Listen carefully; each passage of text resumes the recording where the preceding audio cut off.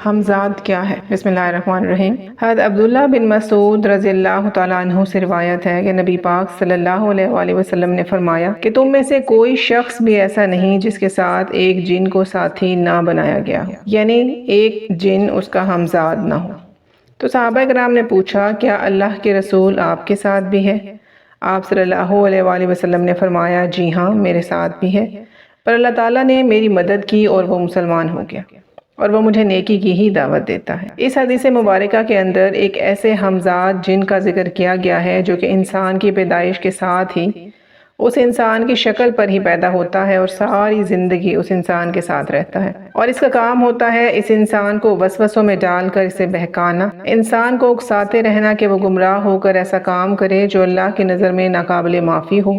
اور کفر و شرک کی حالت میں ہی گمراہی میں مر جائے۔ اگر آپ اسے اس کی خوراک دیتے چلے جائیں گے تو یہ مزید طاقتور ہوتا چلا جائے گا، اور اس کی یہ خوراک ہے کہ وہ شیطانی کام جو کہ انسانی زندگی کے مقصد سے غافل کر کے شیطان کو خوش کرے۔ مثال کے طور پر انہیں میوزک بہت پسند ہے اور یہ غصے میں کسی غلط کام کے لیے اکسانا، یہاں تک کہ آپ کا غصہ جا کر قتل پر ختم ہو، زندہ رہنے کے لیے لمبی امیدیں دلوانا، حتیٰ کہ لیفٹ ہینڈ سے کھانا کھانے میں بھی، جس کے اندر اسلام میں منع کیا گیا ہے۔ اس چھوٹے سے کام سے بھی آپ اس ہمزاد کو اس کی خوراک دے کر اسے مزید طاقتور کرتے ہیں، جیسے کہ انسان کو جس کا فزیکل وجود ہے اسے خوراک کھانے سے طاقت ملتی ہے، جس کے بعد یہ ہر جگہ سے اور ہر موقع ملنے پر انسان کو گمراہی میں ڈال کر کفر پر ہی موت دلوا دیتا ہے، مگر یہ صرف چند وسوسے ڈالنے تک ہی محدود رہتے ہیں۔ یعنی جسمانی طور پر کوئی غلط کام آپ سے کروانے کے لیے آپ کو مجبور نہیں کر سکتے، یعنی کوئی کام کرنا یا نہ کرنا آپ کے خود کے بس میں ہی ہوتا ہے، بس یہ آپ کو مشورے دیتے رہتے ہیں۔ جیسا کہ قرآن کریم کے اندر بیان ہوتا ہے کہ قیامت کے روز ہمزاد کہے گا، اے میرے رب، میں نے اسے گمراہ نہیں کیا تھا بلکہ یہ خود ہی پرلے درجے کی گمراہی میں تھا۔ یہ ہمزاد عربی زبان کے اندر قرین، آپ کا ہم شکل ہوتا ہے، اس کا نام، چال ڈھال، بات کرنے کا انداز اور سب کچھ آپ جیسا ہی ہوتا ہے، جیسے آپ شیشے میں خود کو دیکھ رہے ہوں، اور یہ پوری زندگی آپ کے ساتھ رہنے کی وجہ سے آپ کے متعلق سب کچھ جانتا ہے، وہ سب کچھ بھی جو کہ آپ تنہائی کے اندر کرتے ہیں اور باقی دنیا کے لیے راز ہے۔ آپ ایک سیکنڈ یا ایک لمحے پہلے کیا کچھ کیا کرتے تھے اسے سب معلوم ہے۔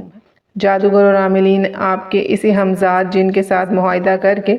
اسے مختلف قسم کے جائز و ناجائز کام کرواتے ہیں، لیکن اس ایگریمنٹ میں یہ ہمزاد جن ایسی شرطیں رکھتے ہیں جن کے اندر بظاہر تو انسان کو اپنا فائدہ نظر آتا ہے، لیکن دراصل یہ اس جادوگر یا عامل کو نہ صرف کافر بنا دیتے ہیں بلکہ اللہ اور اس کی تخلیق کے توہین بھی کرواتے ہیں۔ مثال کے طور پر ایک ہمزاد اور عامل کے درمیان معاہدہ ہوتا ہے کہ میں تمہارے سب جائز و ناجائز کام کروں گا،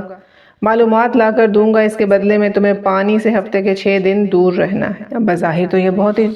اچھی اور آسان سی آفر معلوم ہوتی ہے، لیکن ذرا غور کریں تو آپ کو پتہ چلے گا کہ ایک ہفتے میں سے صرف ایک دن نکالنے کا مطلب یہ ہے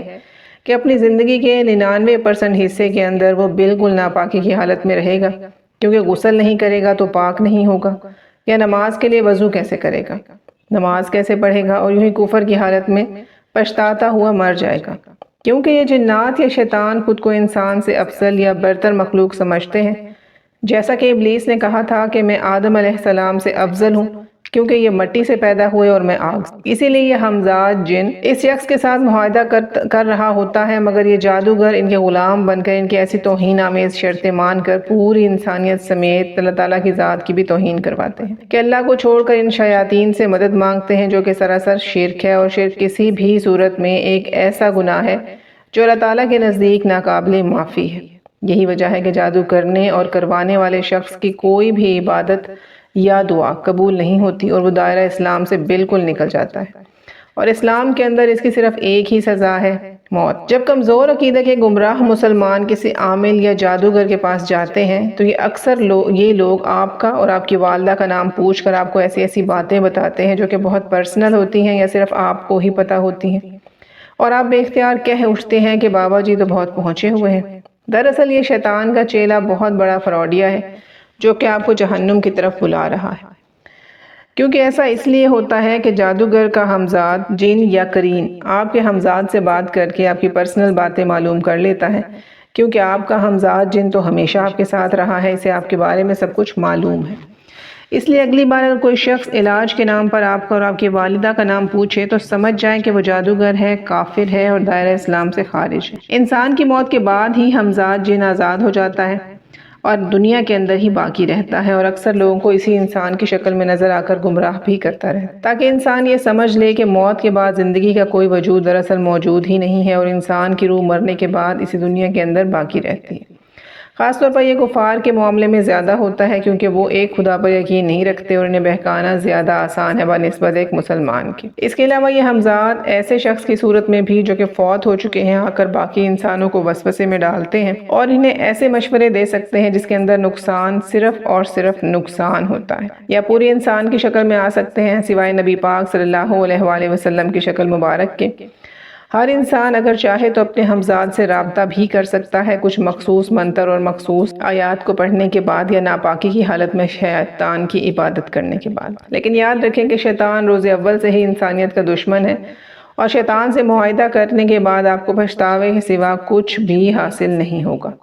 جبکہ دوسری طرف اللہ نے شیاطین کو انسانوں پر مسلط نہیں ہونے دیا، بلکہ ہمیشہ نیکی اور بدی کے درمیان اسے کھڑا کر کے اسے راستہ دکھا کر اس کی مرضی پر چھوڑ دیا ہے کہ چاہے تو جس راستے کو مرضی اپنا لے، مگر قیامت کے روز تو جواب دینا پڑے گا۔ جس طرح سے ہماری اس دنیا کے اندر اچھائی اور برائی دونوں موجود ہیں، بالکل اسی طرح سے ہمزاد یا قرین کے بدلے میں انسان کی مدد کے لیے ایک فرشتہ بھی انسان کے ساتھ ہی پیدا ہوتا ہے، جو کہ ہمیشہ انسان کے ساتھ اس کی موت تک رہتا ہے۔ یہ انسان کو ہر اچھے کام کرنے کے لیے دل دماغ کے اندر خیالات ڈالتا ہے، اچھے کام کرنے کی سوچ پیدا کرتا ہے۔ اگر آپ اللہ کا ذکر کرتے ہیں، نیک اعمال کرتے ہیں، تو یہ فرشتے کی خوراک ہے جس سے وہ طاقتور ہو کر آپ کے ہمزاد یا قرین کو کمزور کر دے گا، اور یہ ہمزاد یا قرین طاقتور ہو جائے تو یہ فرشتہ کمزور ہو جائے گا۔ اسی لیے اللہ تعالیٰ نے ہمیں اس دنیا کی آزمائش میں ڈال کر ایک واضح راستہ اپنے نبیوں کے ذریعے دکھا کر ہمیں آزمانے کے لیے دنیا میں چھوڑ دیا ہے، کہ یہ دیکھ سکیں کہ کون اس کی ذات پر بنا دیکھے ایمان لاتا ہے اور کون شیطان کے ہاتھوں کھلونا بن کر دنیا اور آخرت دونوں کو برباد کر بیٹھتا ہے۔ آخر میں فیصلہ ہمارے ہی ہاتھ میں ہے۔ اللہ تعالیٰ ہمیں سمجھنے کی اور عمل کرنے کی توفیق عطا فرمائے، آمین ثم آمین۔